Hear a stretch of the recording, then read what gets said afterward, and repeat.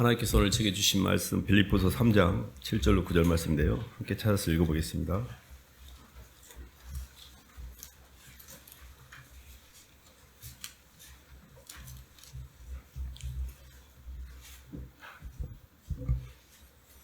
신약 321쪽입니다. 7절로 9절입니다. 그러나 무엇이든지 찾으셨으면 한 목소리 읽어보겠습니다. 시작. 그러나 무엇이든지 내게 유익하던 것을 내가 그리스도를 위하여 다 해로 여길 뿐더러 또한 모든 것을 해로 여김은 내 주 그리스도 예수를 아는 지식이 가장 고상하기 때문이라. 내가 그를 위하여 모든 것을 잃어버리고 배설물로 여김은 그리스도를 얻고 그 안에서 발견되려 함이니 내가 가진 은은 율법에서 난 것이 아니요 믿음으로 말미암은 것이니 곧 믿음으로 하나님께로부터 난 의라. 아멘. 박수로 하나님께 영광 돌리겠습니다.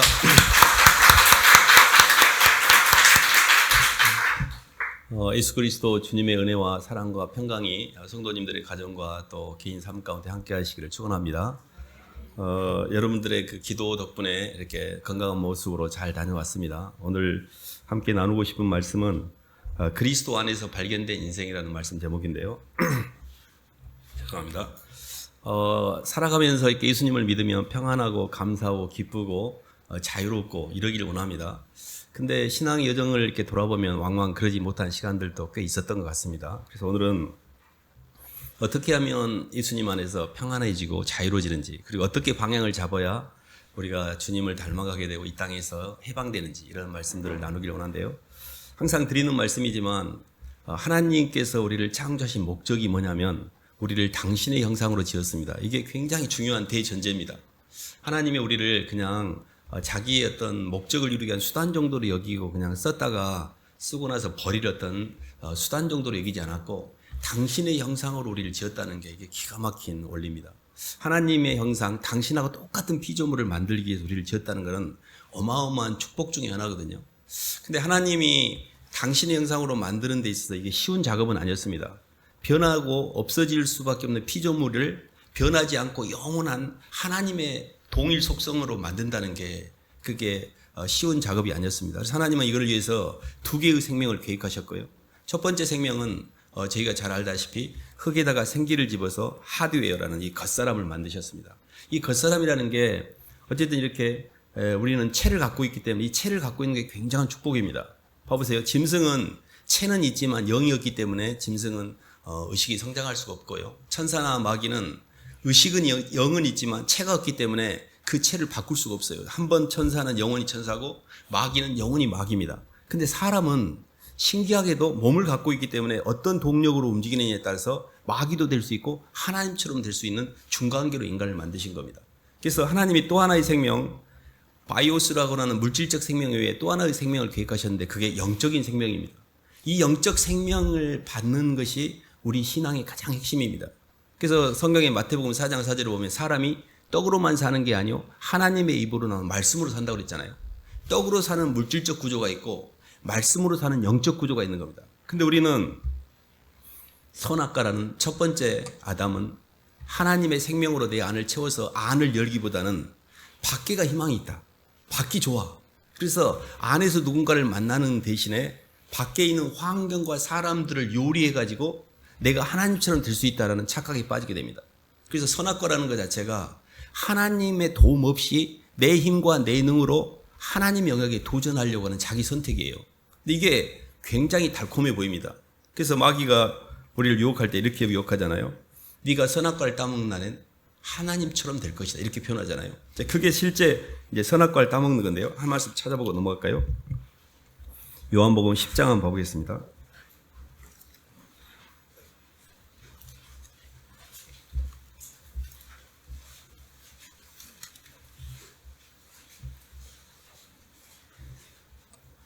요한복음 10장 7절부터 10절까지만 읽어보겠습니다. 그러므로 예수께서 다시 이르시되 7절부터 10절입니다. 시작. 그러므로 예수께서 다시 이르시되 내가 진실로 진실로 너에게 말하노니 나는 양의 문이라. 나보다 먼저 온 자는 다 절도요 강도니 양들이 듣지 아니하였느니라. 내가 문이니 누구든지 나로 말미암아 들어가면 구원을 받고 또는 들어가며 나오며 꼴을 얻으리라. 도둑이 오는 것은 도둑질하고 죽이고 멸망시키는 것뿐이요 내가 온 것은 양으로 생명을 얻게 하고 더 풍성히 얻게 하는 것이라. 아멘. 그 영적인 세계에 있어서 하나님이 우리에게 주신 하나님의 형상을 회복하는 방법과 마귀가 우리에게 유혹하는 방법이 충돌하고 있거든요.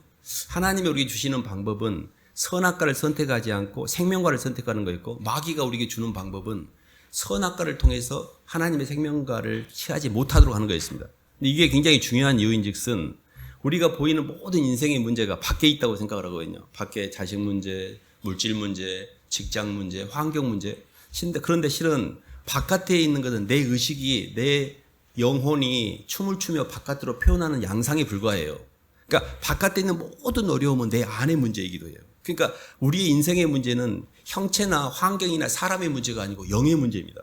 내 안에 하나님의 영, 하나님의 사랑, 하나님의 빛이 아직 충만하지 못하기 때문에 환경에 휘둘리는 거고 끌려가는 거고, 환경을 내가 다스리지 못해서는 부담과 염려와 눌림과 걱정, 근심, 불안, 이 모든 것들이 영적인 문제예요. 그래서 이 영적인 문제를 푸는 키가 뭐냐면 하나님의 방법으로 사는 거예요. 그 하나님의 방법이 뭐냐면 생명과를 취하는 겁니다. 선악과를 버리고 생명과를 취하는 거. 아주 단순한 것 같지만 쉬운 게 아닙니다. 왜 그러냐, 우리는 워낙 오랫동안 선악과로 사는 게 우리 몸에 배어 있거든요. 이게 영적으로 보면 첫 번째 주님이 이러셨잖아요. 사람은 몸은 영을 담는 그릇인데 나보다 먼저 온 자는 도적이요 강도라겠어요. 그러면 세상영이 내게 들어오면 내 안에 몸에 세상영이 들어오면 내가 육이 돼요. 이걸 우리가 성경적으로 겉사람이라고 그래요.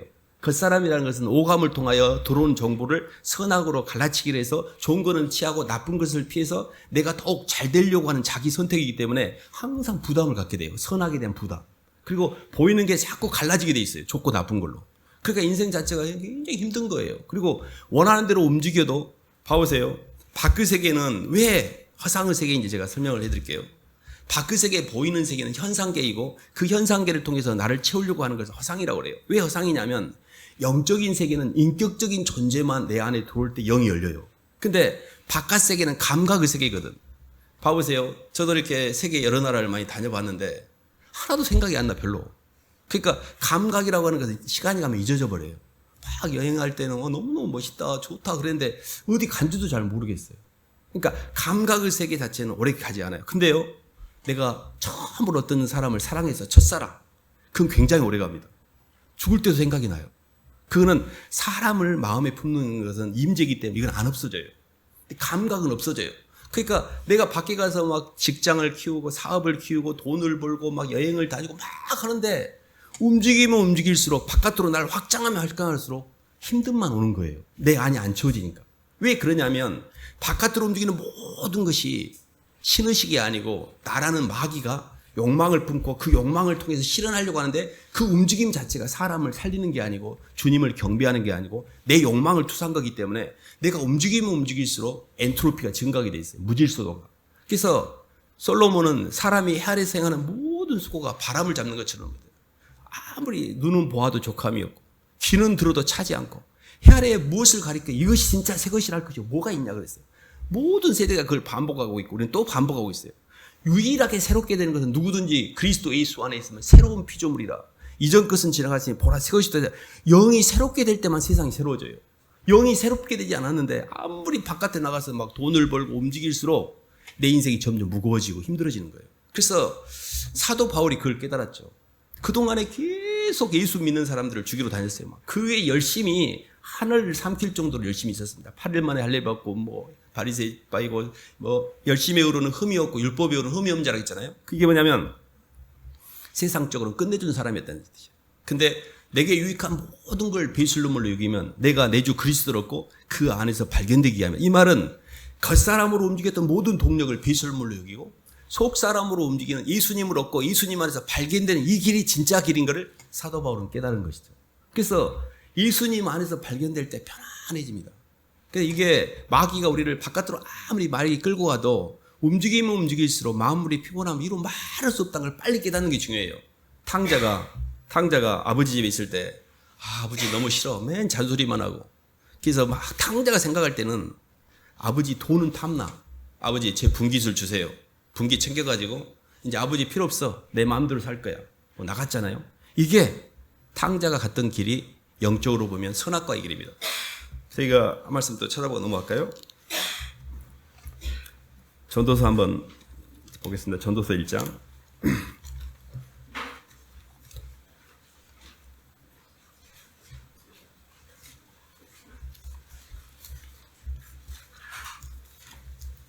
(8절로) (11절까지) 보겠습니다. 구약 948쪽입니다.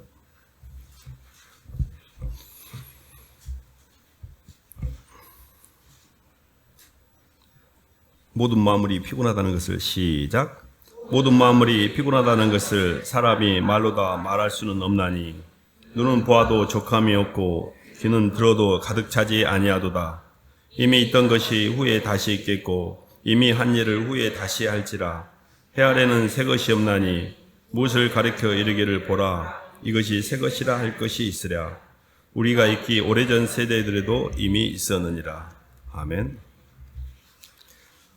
세상에는 희망이 없습니다. 우리에게 희망은 생명과 되시는 내 안에 충만으로 찾아오신 예수 그리스도와 연합이라는 이 방법을 통해서 충만의 문제를 해결할 수가 있거든요. 그러니까 하나님이 우리에게 첫사람 아담에게 주려고 했던 게 생명과였잖아요. 그게 생명과라는 게 사랑이라는 뜻입니다. 누군가를 내 안에서 만나서 사랑을 하게 되면 내 안에 사랑하는 상대를 품게 되고 그 사랑하는 상대를 품고 그를 향해 움직임으로 내 안과 밖이 밸런스가 맞기 때문에 내가 자유롭게 되거든요. 근데 나는 내 안에 누군가를 못 품음으로 바깥에 끌려가잖아요. 바깥에 끌려가서 아무리 움직여도 그게 내 것이 안 돼요. 내가 꿀벌이 날마다 볼통에다 꿀 엄청 모으잖아요. 누가 가져가요? 사람이 와가지고 싹둑 잘라고 가버립니다. 지는 얼마나 하루 종일 일했잖아요. 꿀벌이 얼마나 열심히 일합니까? 그게 내 것이 안 돼요. 내 것이 안 된다는 말은, 자기화가 안 된다는 말은 사랑의 인격으로만 움직일 때만 자기화가 완성되게 놓으셨어요. 그래서 내 안에 사랑하는 상대를 품고 움직일 때 그게 내 것이 돼요. 그래서 사랑하는 사람을 생각하고 사랑하는 사람을 느끼고 기뻐하고 사랑하는 사람이 움직일 때 그때 내 안이 열려서 나도 채워지는 거예요. 근데 선악과는 사랑을 품지 않고 나를 품고 있는 거예요. 내가 대장이 되어서 내가 높아져서 돈과 사람을 통해 나를 성공할 거야. 이게 마귀가 가는 길이에요. 근데 그렇게 움직이면 움직일수록 사람을 상처를 많이 줘야 되고 계속 이익을 보기 때문에 누군가에게 손해를 끼쳐야 되고 자기를 높이기 때문에 누군가를 눌러서 밑으로 낮춰야 돼. 그러니까 부부도 싸우게 되고 많이 이렇게 힘든 거예요. 그래서 이 길이 아닌 영적인 길을 이렇게 잘 찾아가야 되는데 이제 그 길의 첫 번째가 제가 말씀드린 예수님입니다. 예수님은요 신성의 모든 충만한 육체로 구하시고 우리도 그 안에서 충만하게 됐다고 했고요. 교회는 그의 몸이니 만물에 충만케 하신 자의 충만이라고 했잖아요. 그래서 하나님께서 우리를 창조하시고 하늘에서 모든 신령한 복을 주시되 그리스도 예수 안에서 이걸 받게 해놓으셨어요. 그래서 예수님을 내가 진심으로 내 주님으로 고백하고 주는 그리스도시요 살아계신 하나님의 아들이며 나를 이 죄 가운데 선악과 인생에 이 인과율의 저주 가운데 묶여있는 나를 구원해 주신 유일한 방법은 예수님을 제 마음속에 모셔드리는 겁니다라고 고백하고 예수님을 주님으로 고백한 사람 심령에 성령이 내게 들어오게 돼 있어요. 이게 예수님을 만나는 방법이에요. 영접하는 자, 곧 그 이름을 믿는 자들에게는 내가 하나님의 자녀가 되는 권세를 주셨다 있고 볼지어다 내가 문 밖에 서서 내가 문을 두드리니 누구든지 내 음성을 듣고 마음의 문을 열면 내가 그에게로 들어가 그로 더불어 먹고 그는 나로 더불어 먹으리라 그랬잖아요. 로마서 10장에도 이런 말씀이 있습니다. 사람이 마음으로 믿어 의에 이르고 입으로 시인하여 구원에 이른다고 그랬어요. 그러니까 마음을 여셔야 돼요. 예수님에 관한 about Jesus 인포메이션을 많이 아는 게 구원이 아니에요. 예수 그리스도를 내 삶과 인격 가운데 진심으로 받아들이는 이 출발점이 영적인 탄생의 시작이에요. 이게 굉장히 중요합니다.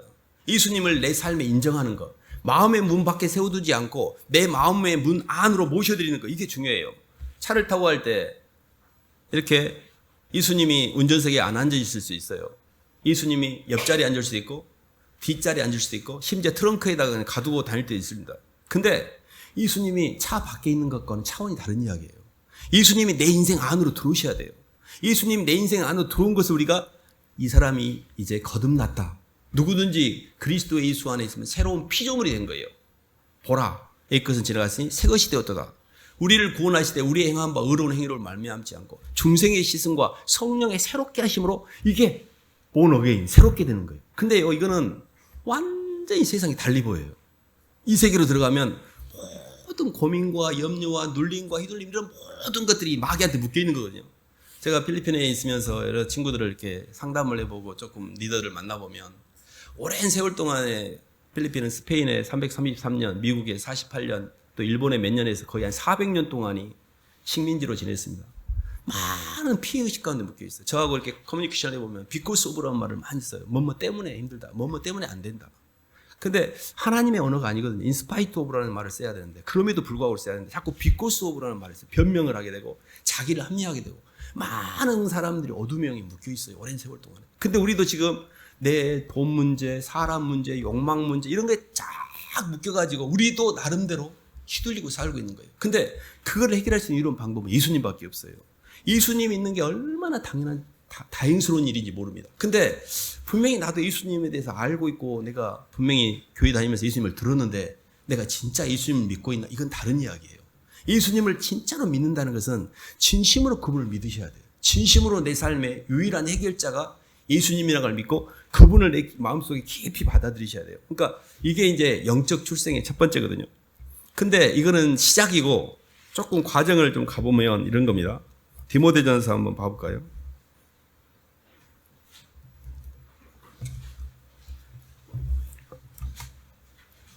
디모데전서 4장 한번 봐보겠습니다.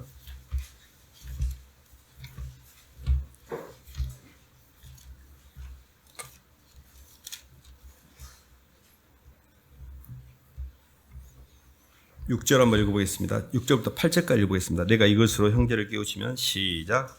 내가 이것으로 형제를 깨우치면 그리스도 예수의 좋은 일꾼이 되어 믿음의 말씀과 내가 따르는 양육을 받으리라. 망령되고 허탄한 신화를 버리고 경건에 이르도록 내 자신을 연단하라. 육체의 연단은 약간의 유익이 있으나 경건은 범사에 유익하니 금생과 내생의 약속이 있느니라. 아멘. 그리스도 예수를 주로 받은 거는 좋은 출발점입니다. 예수님 안에서 내가 태어난 거거든요. 그러면 태어난 아가가 영적으로 성장해 가면 갈수록 세상을 이제 다스리게 되고 누리게 되고 이렇게 시체말로 씹어먹게 됩니다. 세상에 안 끌려다닌다는 뜻이에요. 그래서 예수님을 이렇게 만났잖아요. 그러면 생명이 하나님의 생명이 속생명이 내게 뿌리를 내린 거예요. 그리스도 예수를 주로 받았으니 그 안에서 행하되 뿌리를 받고 믿음에 굳게 서서 감사함으로 넘치게 하는 과정에서 우리의 의식과 우리의 생각과 우리의 감정과 우리가 성장하게 돼 있어요. 이거를 영적 성장의 과정이라고 그래요. 우리 주 예수 그리스도의 은혜와 저를 아는 지식에서 자라가야 돼요. 가만히 예수님 믿었으니까 나 구원받았고 난 천국에 간다. 이게 끝난 게 아니에요. 아기가 막 태어났는데 태어난 아가가 커가면서 성장하면서 점점 자라야만 되는 게 우리의 환경의 프로세스 중에 하나예요. 그래서 첫 번째가 뭐냐면 지적인 성장입니다. 지적인 성장이 뭐냐면 바보라고 표현이 그런데요. 가장 성숙하지 못한 사람들은 사물을 자기 원대로 보고 있어요. 사물을 원하는 대로 보고 있어요. 근데 굉장히 성숙한 사람은 사물을 있는 그대로 봅니다. 원하는 대로 본다는 이야기는 뭐냐면 선악과로 본다는 뜻이에요. 그러니까 아무리 목사님이 설교를 해도 자기 원으로 보기 때문에 안 들려요, 그게. 근데 사물을 있는 그대로 본다는 건 무슨 뜻이냐면 하나님의 주권을 인정한다는 뜻이에요. 이런 환경이 있을 수 있는 것을 인정하는 거예요. 왜 나한테 이런 일이 일어나? 이거는 내 원대로 보고 있는 거예요. 원대로 보는 것은 선악과를 담은 것이고 있는 그대로 보는 것은 생명과를 취한 거예요. 여기가 지적 성장의 가장 첫 번째 통과해야 될 관문이에요. 이게 로드십이거든요. 근데 대부분의 사람들이 삶을 내 원대로 보고 있어요. 그래서 내 생각을 현상계보다 더 높이 두고 있어요. 내 생각에 안 맞으면 다 잘못된 거예요. 그러니까 하나님도 제껴불고 예수님도 제껴불고. 근데 그 생각을 주님의 말씀이 내 생각을 밑으로 넣어야 돼요. 그래서 성경에 보면 우리의 싸우는 싸움은 육에 속한 것이 아니요 하나님 앞에서 견고한 진을 파는 강력인데 그 내용인즉슨 모든 생각을 사로잡아 그리스도께 복종한다 그랬잖아요. 내 생각에 육의 생각은 사망이요 영의 생각은 생명과 평화인데 육의 생각이 뭐냐면 남편 때문에 아내 때문에 아기들 때문에란 말로 계속 하고 있는 이 모든 것들이 다 육의 생각이에요. 영의 생각은 그리 아니하실지라도 하나님 감사해요. 감람나무의 소출이었고 애양간에 속았고 우리 양이었고 포도나무 열매가 없고 이 식물이 없어도 주님이 계시잖아요. 이게 영의 생각이에요. 그러니까 생각이라는 관점 자체가 왜 안 바뀌냐면 이 백성이 하나님의 말씀이 없으므로 망하는도다. 우리의 문제는 배가 고프고 물이 없어 느끼는 이 갈증이나 기갈이 아니라 영적 기갈이에요. 우리 안에 하나님의 말씀이 없는 거예요. 하나님의 말씀으로 그래서 지적으로 하나님의 말씀이 있는 사람들은 모든 원인이 하나님이라고 인정을 해요. 어떤 환경에서 대적의 몸짓을 하지 않습니다. 주신 분도 하나님이고 취하신 분도 하나님, 하나님 감사합니다라고 요셉이 그렇게 고백했고요. 욥이 그랬고, 요셉도 이렇게 했습니다. 요셉도 당신들은 나를 해하려 했지만 하나님이 그것을 손으로 바꾸사 오늘날까지 많은 사람을 구원한 나를 이렇게 활용하셨고, 나를 애굽에 보낸 것은 당신들이 아니고 하나님이라고 고백하고 있거든요. 모든 원인, 그 원인의 내용인즉슨 너무너무 힘든 상황이잖아요. 나를 죽이려고 했고 내 모든 게 다 잃어버린다. 이게 하나님에 있다고? 그걸 인정하기가 굉장히 어려워요. 근데 그걸 인정하지 않는 사람들은 지적인 영역에서 아직 통과를 못하고 있는 거예요. 하나님은 내게서 어떤 경우도 사랑이세요. 모든 만물을 사랑으로 채울 수 있어야 돼요. 어떤 걸 하라고 해도 그건 사랑이에요. 내가 그걸 씹어먹을 수 있는 아직 의식이, 소화력이 없기 때문에 문제지, 어떤 환경도 사랑입니다. 그것에 대해서 짜증을 내고 불평하고 그런 거는 환경의 문제가 아니고 내 안에 주님의 빛이 없는 거예요. 그거를 회개하는 거예요. 말씀을 들을 때. 하나님, 저는 아직도 로드십이 인정이 안 돼요. 남편이 문제인 것 같고 자식 때문에 문제인 것 같고 내 인생은 풀린 게 하나도 없고. 근데 그 사람은 계속 때문에만 말씀해요. 그게 그 의식에 묶여 있는 거예요. 마귀의 의식. 그래서 내가 마귀한테 계속 밥을 주고 있었구나. 맨 불평하고 환경 탓만하면서 그러니까 이랬구나를 인정을 하셔야 돼요. 그러면서 속에서 이렇게 회개를 하는 거죠. 하나님, 제가 그렇게 살았어요. 모든 게 남 탓이라고 하며 살았어요. 이거를 회개하면 다음부터는 그게 작동할 때 가만히 있어봐. 이거 아닌데? 이런 의식이 생겨요. 그리고 이제 돌 이들려. 이게 내가 지적으로 조금씩 주님을 만나고 있는 거예요. 그래서 지적 단계에서 굉장히 중요한 게 절대 내 생각을 먼저 전면에 두지 말고 사물을 원하는 대로 보지 말고 있는 그대로 보는 거예요. 그냥 있는 그대로 인정하는 겁니다. 그럴 수밖에 없는. 하나님의 주권을 인정하기 때문에. 그래서 하나님이 원인이다라고 해석하면 세상에서 덜 힘들어져요. 아버지가 일하고 계시는구나. 이게 욥이 막 세간이 무너지고 자식들이 죽어나갈 때 저는 욥 같았으면요 충분히 원망할 만하다고 저는 생각하거든요. 거기서도 태도를 흐트러지지 않고 하나님께 영광을 돌렸거든요. 근데 그 지점이 하나님이 우리의 믿음을 시험하는 건데, 이때 모든 걸 사랑으로 믿기 때문에 그때부터 신의식이 채워지기 시작해요. 어떤 경우든 하나님이 섭리 가운데 이게 필요해서 주신 거니까 이 부분이 굉장히 중요하고요. 두 번째 단계가 이제 저희들이 잘 아는 정적인 단계인데, 의외로 제가 이렇게 애들하고 이번에 필리핀에 가서 이야기를 하면 상담해 보면 화가 많습니다. 사람들이 눌려 있어요. 이 필리핀 사람 특징이 절대 처음에 전면에다 놔두고는 이렇게 대적하지도 않고 잘 수긍하는 것처럼 보이는데 어느 순간에 이렇게 폭발하게 되면 완전히 돌아서 버린다고 목사님도 그러고 실제도 그런 애들 많이 이렇게 저도 보기도 하고. 그러니까 이게 뭐냐면 감정적 구원이 안 된 거예요. 우리가 예수님을 믿으면 예수님의 은혜가 내게 차면 내가 모든 사람에게 묶인 것들을 용서하게 돼 있어요. 그러니까 사람을 미워하거나 누군가를 싫어하거나 조금만 자극이 오면 화가 나거나, 이 말은 내 감정이 주님의 말씀보다 위에 있다는 뜻이에요. 이것도 밑으로 내리셔야 돼. 내 감정이 뭐다고 자꾸 하나님 말씀보다 위에다 두고 나 화났으니까 다 고개 숙여 이러고 막 성질을 부리잖아요. 그러면서 주변의 모든 걸 다 부숴버려요. 이게 굉장히 위험하고 주님의 영이 아직 이렇게 잡히지 않은 겁니다. 그러니까 우리가 예수님을 믿었다는 것은 지정의가 성장하고 있다는 뜻이에요. 지는 하나님의 원이라고 해석할 수 있는 말씀이 있는 거고, 정은 이런 거예요. 옛날에는 저도 화가 있었습니다. 너 인생이 너무 억울해. 막 이런 마음이 굉장히 많았거든요. 근데 예수님의 은혜가 점점 차면서 내가 뭐하고 나 같은 걸 이렇게까지, 갑자기 채권자에서 제가 채무자가 되었어요. 빚진자가 되어버렸어요. 옛날에는 내가 채권자에서 다 이것들이 돈을 갚아야 되는데 꼬가기만 하지 주지는 않고 막 억울해서 막. 어느 날 내가 너무 많이 빚을 진 거예요, 주님한테. 주님, 제가 뭐하고 이런 흙덩어리한테 이렇게까지? 주님, 제가 어떻게 주님 은혜를 감당하러, 너무 그게 이해가 안 되는 거예요. 너무너무 힘들었어요, 저는. 너무너무 감당할 수 없는 하나님의 은혜를 깨달았으니까. 그것 때문에 다른 사람을 위해서 움직이거나 손해보는 게 하나도 안 힘들어요. 이자라도 갚는 마음으로. 그거라도 주님 제가 할게요. 이게 주님의 은혜가 내 안에 들어온 거예요. 이 단계가 가야 정의 단계를 통과한 거고, 분노와 상처와 나를 힘들었던 사람을 다 용서하게 돼요. 이게 우리의 예수님을 믿고 성장하는 단계 두 번째 통과될 관문입니다. 근데 이게 의외로 많이 내 감정을 위에 두는 경우가 많아요. 그래서 속에서 막 올라온다 그러잖아요. 막 속에서 막 피가 거꾸로 서르라고 막 올라온다. 그때가 찬스예요. 또 뭐가 올라오려 그러네? 속에서 뭐가 올라오네? 이면 처리할 찬스예요. 하나님, 제가 뭐 때문에 이러죠? 아직도 제가 교만한가요? 음란한가요? 탐욕인가요? 자존심 때문인가요? 그것들을 끄집어서 그대로 고백하셔요. 이렇게 고백. 하나님, 제가 아직도 이 혈기가 있고, 아직도 본능이 있고, 아직도 이렇게 남을 미워하고 싫어하고, 아직도 제가 이렇게 분노가 있어요. 아직도 이게 주님 앞에 노출이 안 됐어요. 하고 노출을 시키셔야 돼. 그걸 계속 또 고백하잖아요. 그럼 마귀가 이 맥주에 김 빠진 것처럼 재미가 없어요. 고백을 해버렸기 때문에. 고백을 해버리면 재미가 없습니다. 그러니까 다음에는 강력하게 나를 주장을 못해요.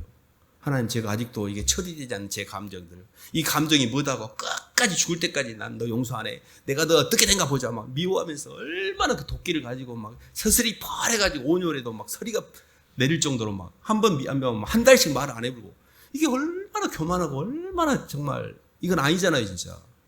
그러면 그게요, 상대방이 다친 게 아니라 내가 먼저 다쳐요. 봐보세요. 상대방을 미워하려면 독을 품어내야 되잖아. 그러면 독을 품으려면 독을 모아야 되잖아요. 내가 애쓰게 독을 모아 품어보려고 그냥 독을. 그러면 내가 먼저 독에 도취돼요. 그래서 사람들이 푹푹 떨어지잖아요. 화낼 때. 혈압이 자기가 먼저 올라가니까. 근데 상대방을 사랑하려고 하잖아요. 막 사랑을 채워야 되잖아요. 표현하려면. 그러니까 내가 잘 될 수밖에 없어요. 영적인 세계를 잘 이해하셔야 돼요. 그래서 상대방 때문에 내가 상대방이 이뻐서 상대방을 용서해 주는 게 아니에요. 상대방을 미워할 때 내가 다치기 때문에, 상대방을 정죄하고 미워하고 그 사람을 감옥에 가두면 나도 간수가 돼서 똑같이 갇히는 거예요. 상대방을 자유롭게 해줘야 나도 자유롭게 돼요. 그래서 두 번째 단계는 회개와 용서예요. 회개는 하나님 앞에 나를 용서하는 거고, 가장 먼저 용서받아야 될 내 이웃이 내 자신이에요. 하나님 죄송해요. 이렇게밖에 못 사는 거 죄송해요. 근데 이런 모습도 사랑해 주신 거 감사해요라고, 하나님은 나의 어떤 모습도 사랑하십니다. 그대로 받아야 돼. 나를 절대 정죄하지 않아요. 하나님의 사전에 정죄라는 단어가 없어요. 나를 있는 그대로 사랑하신 분이 주님이시거든요. 그래서 주님의 사랑을 받아들이고 나를 용서하고, 내가 용서받았으니 나에게 힘들었던 사람들도 내가 풀어주는 것이, 그게 이제 회개와 용서예요. 하나님과의 관계는 회개이고 사랑과의 관계는 용서죠. 그래서 좀 묶인 게 있다면 풀으셔야 돼요. 나를 위해서도 푸셔야 돼요. 절대 미워하시면 안 돼요. 남편이 꼴보기 싫고 애기들이 꼴보기 싫고 그럴 때 꼴보기 싫은 애들을 처리할 게 아니라 그 꼴보기 싫은 나를 처리해야 돼요. 내가 문제거든. 아, 하나님, 제가 아직도 사랑이 없고 아직도 욕망과 제 원대로 사물을 컨트롤하려고 하고 내 마음대로 안 되면 열불이 나고 저를 용서해 주세요. 내 안을 처리하셔야 됩니다. 이 부분이 처리가 되면 조금씩 이제 숨이 쉬어지기 시작해요. 괜찮아, 세상이.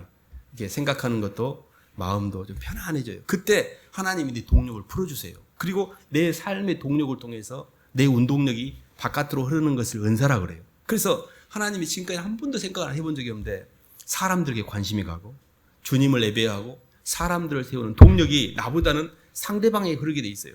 방금 읽었던 디모데전서 4장 6절 한번 다시 한번 읽어볼까요? 339쪽입니다. 내가 이것으로 6절입니다. 시작. 내가 이것으로 형제를 깨우치면 그리스도 예수의 좋은 일꾼이 되어 믿음의 말씀과 내가 따르는 좋은 교훈으로 양육을 받으리라. 아멘. 이 본문에 보면, 이 말씀에 보면 이 하나님의 말씀으로 형제를 깨우치면 내가 예수님의 좋은 일꾼이 될 뿐만 아니라 내 그 믿음의 말씀과 내가 따르는 그 좋은 교훈으로 내가 양육을 시킨다고 해야 되는데 양육을 받으리라 그랬잖아요. 이게 굉장히 기가 막힌 말인데, 상대방에게 내가 동력을 줄 때 그 동력이 내 것이 돼요. 상대방에게 내가 뭔가를 영적으로 가르칠 때 내가 배우게 돼요. 그래서 양육을 시킬 때 양육을 받는다는 표현을 쓰는 거예요. 그러니까 내가 받고 싶으면 먼저 상대방에게 줘야 이게 내 것이 되는 거예요. 근데 상대방에게 안 주고 내가 그를 취하면 이건 내 것이 안 돼요. 그거는 아는 세계라는 게 열리지 않았기 때문에, 아는 세계가 열려서 아는 세계 누군가를 품고 그 상대방을 움직일 때 상대방과 나와의 사이에 릴레이션십, 하모니가 돼서 그 사람이 내게 채우게 돼 있거든요. 그러니까 내가 상대방이라는 바깥에 있는 대상에 대한 사랑하는 상대를 잃어버리면 그 상대와 나와 연결되는 거기 때문에 나도 받는데 실패하는 거예요. 그래서 내가 받는데 성공하려면 줄 수 있는 상대를 찾으셔야 돼요. 먼저 받으려고 하지 말고 줄 수 있는 상대를 찾는 거예요. 내가 양육을 받고 싶으면 양육시킬 상대를 찾는 거예요. 내가 정말 지혜롭고 영적으로 깨우치고 싶으면 이 말씀을 가르칠 수 있는 상대를 찾는 거예요. 저는 애기들을 이렇게 캠퍼스 때 형제들 이렇게 아이들 같이 공부하면서 가르쳐 봅니다. 근데 그 가르치는 걸 통해 제가 배우게 돼요. 그 가르치는 걸 통해 제가 양육이 되는 거예요. 그러니까 우리는 남에게 줄 때 손해라고 생각하는 것은 이 땅의 언어예요. 가스 매스매틱, 하나님의 수학 법칙은 그렇지 않아요. 줄 때 후이되어 흔들어 넘치도록 도리어 너에게 안겨주리라. 주는 것이 받는 것이에요. 이 원리를 잘 아셔야 돼요. 그래서 받고 싶으면 줘야 돼요. 근데 내가 남에게 안 주고 내가 움켜쥐잖아요? 그럼 이건 뺏기게 돼 있어, 나중에. 이게 이 보이는 세계에서 운동력이 작용하는 원리예요. 그래서 날마다 줄 수 있는 사람을 찾아보세요. 그럼 얼마나 삶이 역동적인지 몰라. 왜 이렇게 인생이 힘드냐? 계속 받으려고 하니까. 남편은 아내한테 받으려고, 아내는 남편한테 서로 받기만 하려고 그래. 당신 나한테 뭐 해줄 거 없어? 뭐 해줄 거 없어? 이러니까 서로 계속 입만 쳐다보고 손만 쳐다보니까 자기가 주는 것은 못하고 받기만 하니까 인생이 힘든 거예요. 근데 주는 거예요. 콩이 두 쪽이면 한쪽이라 주는 거예요. 일단 주는 거예요. 주잖아요? 그럼 신기하게도 그때부터 막 역사가 일어나요. 웍이 돼요. 막 뭐가 돌아와. 그래서 내 인생이 이렇게 공고하고 궁핍한 거는 주지 않기 때문이에요. 주라 후이되어 누르고 흔들어 넘치도록 하게 너희에게 도리어 안겨주리라 했잖아요. 그리고 성경은 주는 것이 받는 것보다 더 복되도다. 이렇게 이야기하고 있습니다. 그래서 마지막 단계가 이렇게 계속 주는 연습을 하는 거거든요. 하나님 제가 이렇게라도 할 수 있어서 감사해요. 제가 이번에 필리핀에 가가지고 이렇게 정말 힘에 넘치도록 줄 수 있는 걸 다 주고 온 것 같아요.